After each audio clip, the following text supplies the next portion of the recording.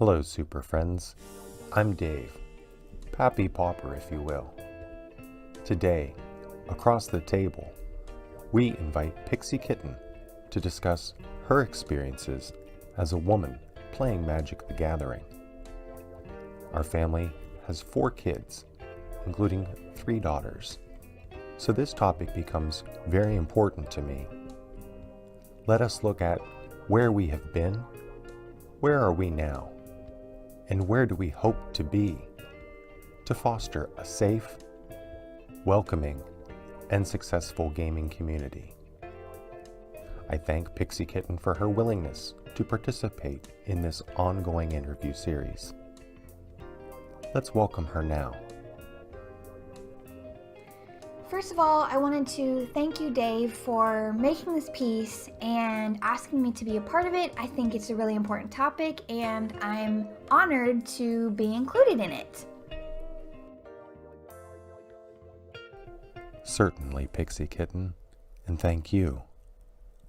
Will you please tell us about what first drew you into playing Magic the Gathering? So, what drew me into playing Magic the Gathering was actually 2 women, Megan and Maria, from the podcast Good Luck High Five. I started listening to it at work just to pass the time. I just randomly chose their podcast, and I got really interested in playing because they seemed like they were having a lot of fun, and it was something I wanted to be a part of. What keeps you motivated to continue exploring the game as a new player? What keeps me motivated to continue playing is it's a great way for me to spend time with my family and my friends. I'm definitely motivated to keep playing because I want to become a better player, and I think the only way that you become a better player is through practice and playing and maybe losing a lot. So that keeps me motivated to continue exploring the game. Beyond deck building and competition, what other aspects do you enjoy about our hobby? I really love the community aspect of Magic the Gathering. I have made a lot of friends in a short amount of time and met so many people across the entire world, and it's such a great part of Magic the Gathering. You just have this bond with people anywhere. You can talk about it, and it's such a great part of Magic, the actual gathering of it. Even if you're not physically gathering, it's just a common thing. It's just great. In the sum of your gaming experiences, of what are you most proud or satisfied? So, in my overall gaming experiences, my most proud moment would definitely have to be from World of Warcraft when I got a server first on a really important boss in the game. But if we're talking about Magic the Gathering, I would have to say the first time that I ever went and played a draft, it was at Dragon Con in Atlanta last year. And I had never done any draft before, and I went and played a booster draft, and I won my first round there. And my opponent was definitely not somebody who just had bad draws or didn't care or anything. It was a real game, and I was just extremely proud of myself for building a deck that won me the first round. And I didn't win any further rounds after that, but it was just such a great experience. My very first time playing at all with people other than my husband at home. So it was just, I was just elated, and it was wonderful and exciting, and it was my most proud Magic moment so far. From whom do you draw inspiration, and why? What might our young daughters and I definitely learn draw from them? a lot of inspiration from Megan and Maria of Good Luck High Five. They influenced me to start playing Magic. They influenced me to become a Magic the Gathering content creator. And I think they're funny and they're great. They're smart. They are really good at Magic. They are inclusive and inviting of everyone. And I pretty much draw all my inspiration from them. I look up to them and I just think they are such great pillars in this community. I think that everyone should check out their stuff. I know they have a podcast. They're also have all their podcasts on YouTube. And they do extra videos on YouTube. They're just all around great. Everyone should check them out, definitely.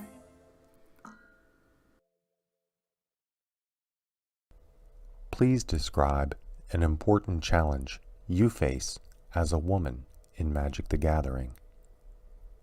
And what, if anything, could have helped make you most successful in meeting that obstacle? So for me personally, the challenge that I face in Magic the Gathering is in conjunction with my content creation, and it would have to be the perception that any of the success that I gain in content creation is only due to the fact that I'm a woman. I definitely experienced this when I became sponsored pretty early on in my content creation career. And there was at least one individual who questioned me being sponsored because I'm a woman, and several others who sort of alluded to that. So it's a hurdle that I'm personally dealing with on a regular basis to have to try and prove myself that, I have followers, I have viewers, I have a sponsorship because my content is good and creative and unique, and not just because I'm a woman. So that's definitely the biggest challenge that I face personally in Magic the Gathering. Let's be playful and imagine you hold specific influence at Wizards of the Coast. What would you do to empower a safe, welcoming, and successful experience for more women in Magic the Gathering? So I think that Wizards of the Coast as a corporation is definitely already doing a lot of things to make the game more inviting to women. They have female employees. They have strong female characters. They have a lot of sponsored women that do streams for them, that sort of thing.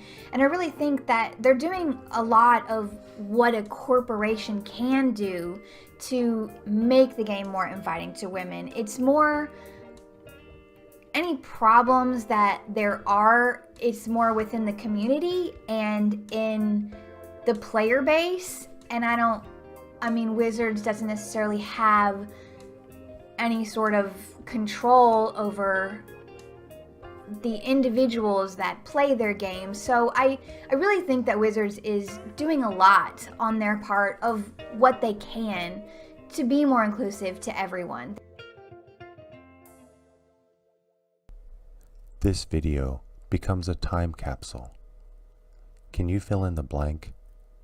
Here in the future, I am happy blank is no longer a problem for women in Magic the Gathering. I would have to say just sexism. It would be amazing for sexism to not be an issue for women in Magic the Gathering anymore.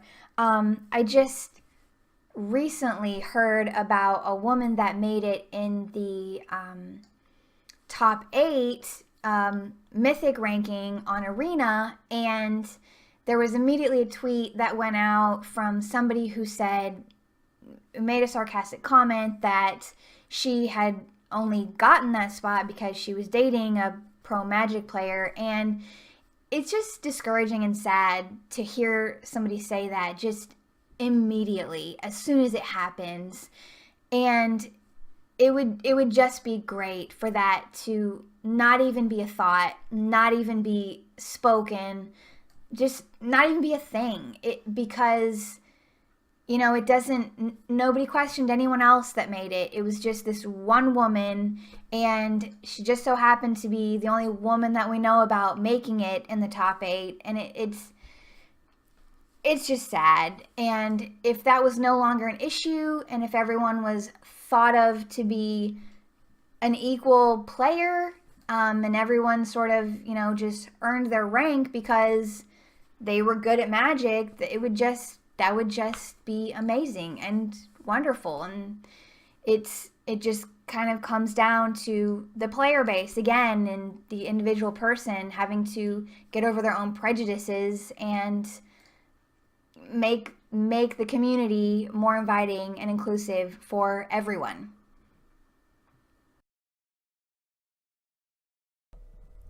What could be one fruitful step towards this goal? So I think that the tournaments and local game stores can definitely do a lot to make those places safe for women and for anyone, by having restrooms for people to use, any people to use, by having, judges that can be called if anyone feels uncomfortable, and by dealing with that in a respectful way.